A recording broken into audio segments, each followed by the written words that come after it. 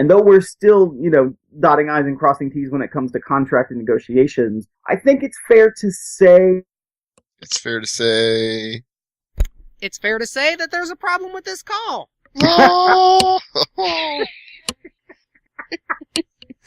My name is Phil Stamper. I'm on Angry Marks, and I break the internet. We need to do some wibbly-wobbly, timey-wimey thing and put this show back together again. Exactly. It's worse than Humpty Dumpty right now. It's just splattered. The magic of post-production. I think there must be a crack in the wall behind me. I'm going to reach through it and see what's on the other side. And when you reach and see what's on the other side, let me know so I can go on the other side too. I can't find resist. Rory. Exactly. Thank you. I knew it was a Whoovie and you would get the jokes. That's why I love it. Yeah. The chat room, by the way, Phil, is commending you for hanging through with all this, by the way. I'm appreciative of them right now.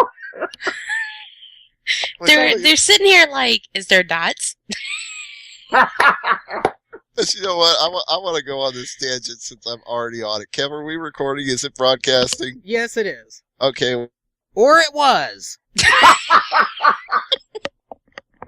Now there's a problem with Steve's call. Did you not hear any of that? No, we didn't. You started and it cut you off. I was just asking Philip at what age he started watching Doctor Who. That's a good question. I started watching Doctor Who when I was in middle school, high school, so sometime in a while. It's been a very long time. I started watching before it came back in 2005 on the old series on reruns. Right, yeah. You were probably getting it on public television like I was. Oh yes, MPT.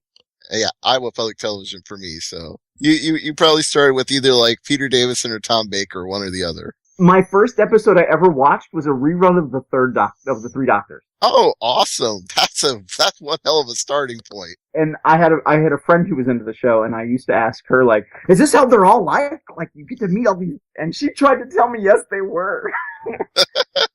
that they save it for special occasions, but that there's a few times they do. And I took that to be like, oh, like every couple months.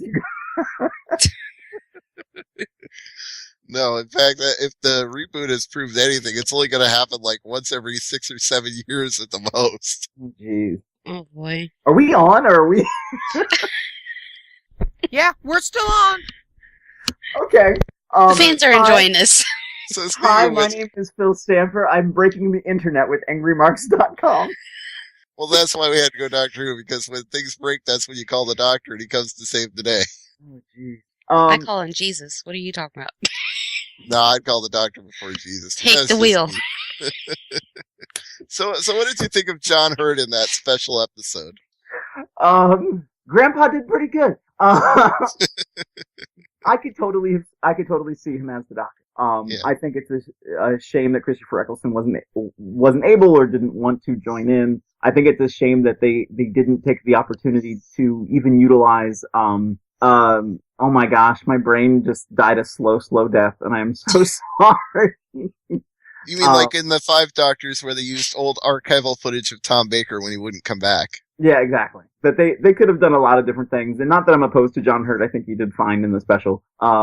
It was just sad that they didn't find other ways to incorporate some of the older Doctors. I mean, Paul McGann, if you saw the Night of the Doctor mini-sode, that was amazing. Yeah. And I was so glad because he got such a short run with only doing the Doctor Who movie. It was like, this is a love letter to the fans, which I know Stephen Moffat used that phrase a lot, but having Paul McGann come back was a love letter to the fans.